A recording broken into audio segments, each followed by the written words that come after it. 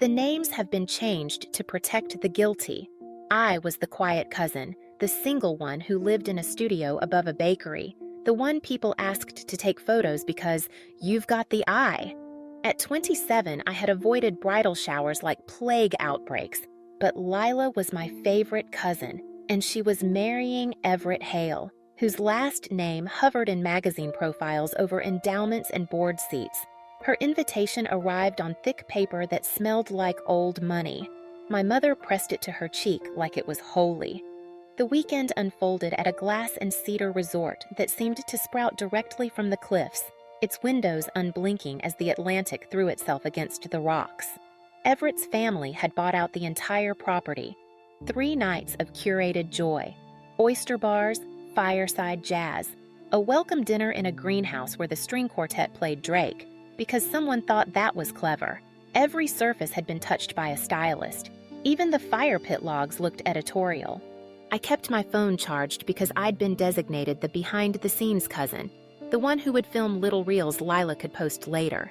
She wanted casual, but curated casual, like a laugh you practice in a mirror. Lila was luminous, nervous, and impossible not to love. She had always been the girl who could outrun consequence, a star forward who never sweated, the class president who forgot meetings and still aced them when she arrived. In our family, where we ironed napkins for Tuesday dinner, she was storybook daring. I'd watched her as kids, standing in tides our mothers said were too strong. I should have recognized the dark seam of risk in the shimmer. The Bachelorette plan was low-key because the wedding weekend schedule left little room for excess. Just the girls, she'd told me, touching the pearl at her throat. We'll keep it sweet. 12 of us gathered in the bridal suite that looked like a design catalog had been thawed and poured onto a terrace. Lounge chairs, lanterns, a plunge pool that caught the last lavender light. Champagne roared quietly everywhere, in flutes and coupes, and in the giggles of women who had shimmied out of boardrooms and into silk. I noticed the men when they arrived because the resort staff never moved like that. Loose-hipped, charming, deliberately anonymous. It was Kayla who introduced them as friends of a friend, smiling in a way that said, "Don't ask, don't ruin the surprise." Kayla was Lila's maid of honor, a woman whose eyeliner stayed perfect on roller coasters. She had married young to a nice guy named Brad who worked in logistics and beamed whenever he looked at her. I used to admire their ordinary love, the kind built on grocery lists and shoulder rubs during commercials.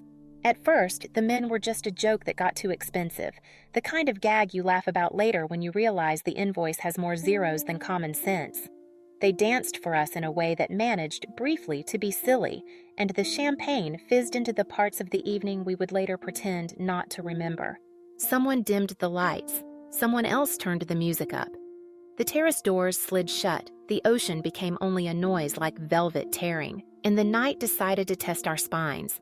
I could say I stepped back because I was filming, because my job was to get the cheers and not the truth.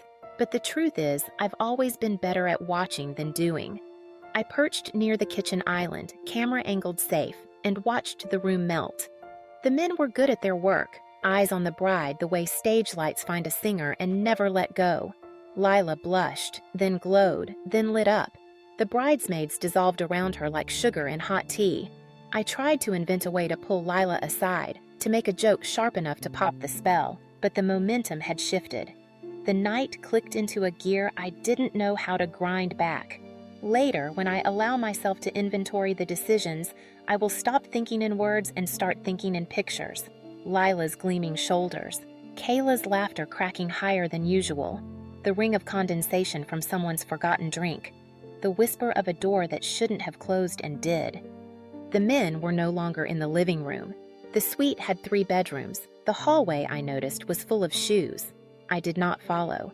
Maybe cowardice is just another word for love, or for the part of love that sits perfectly still because it knows a single move will shatter the room. I sat on the terrace steps, the stones still warm, and watched the ocean work on the cliff with ancient patience. When I tried to stand, my knees buckled.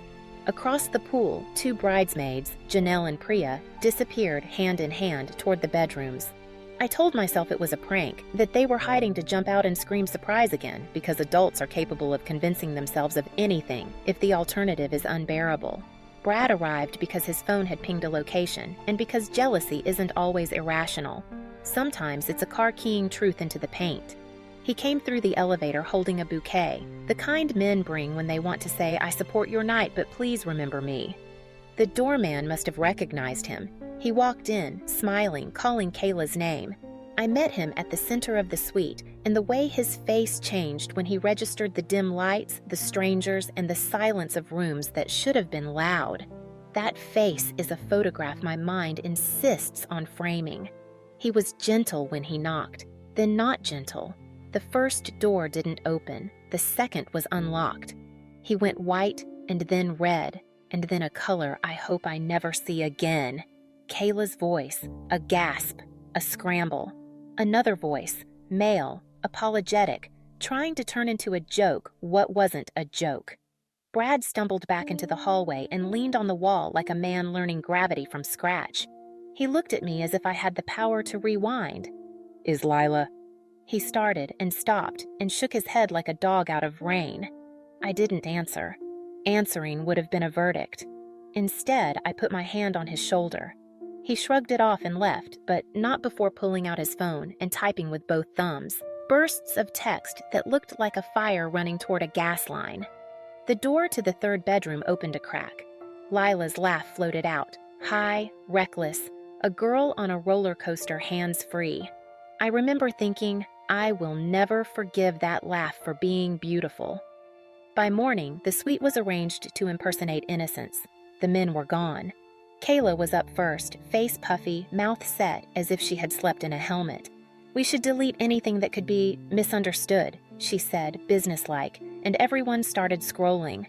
Lila emerged last, radiant but with that afterglow gone sour, like perfume on a second day. She hugged me and whispered, "My last night of freedom," too brightly, like a line she'd rehearsed in case anyone asked. The wedding morning proceeded with mechanical grace. Hair, makeup, a breakfast tray of sliced fruit that nobody touched. Lila's mother floated around the suite in a silk robe the color of moonlight and spoke in low, careful sentences as if negotiating with a bomb. She kept dabbing Lila's lips with a tissue, watching for smears that weren't lipstick. When the florist brought in the bouquets, everyone said "oh" at once, the way people do at sunsets and christenings. I filmed it all, my hands steady even when my stomach was not. At noon, the text arrived like a weather alert. It came to Kayla first. She blanched and put a hand to her mouth, then to Lila's phone, then to mine, because Everett's sister had included me in the bridal party thread out of kindness. "Everett, we need to talk. I know. I can't marry you. Please don't call." Then, a second later, an email to the planner and both families. "The ceremony is postponed due to an unforeseen family emergency." Postponed, as if the future could just be slid down the calendar like a magnet on a fridge. Silence has a sound. It's not nothing. It's a low hum behind the eyes. The room filled with it. Lila's mother sat down without bending her knees. Lila stared at the phone and then at the mirror, as if checking which version of herself looked more real. "He doesn't know," Kayla whispered, denial staging one last show. But then Everett's mother texted Lila's mother privately, and I watched the older women's faces perform a complicated play. Shock, calculation, sorrow, something like relief that the decision had been made for them. Lila's father went hard and quiet, the way storms do when they stop performing and start working. By 2 o'clock, the resort had become an airport after a grounded flight. Half the guests angry, half weirdly relieved to have something dramatic to text about. People huddled in clumps under umbrellas, whispering. The string quartet warmed up anyway, because what else could they do, and then stopped, embarrassed. The planner spoke to vendors in that high tinsel voice of professionals who will cry later. The Hales attorneys began growing out of the floor like mushrooms after rain. The truth moved through the families at different speeds. Everett's sister was a sprinter. Within an hour, she had the names of 2 of the men and a rough timeline assembled from staff accounts and a bellman who accepted $100 to talk.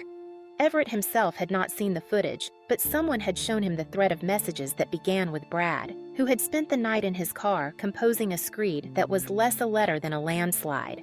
He had written about love and trust and the way a closed door can end a marriage, and he had included, without apology, the detail that he had gone to a bedroom and found his wife with a man who called her sweetheart in the voice of someone who gets paid to borrow intimacy.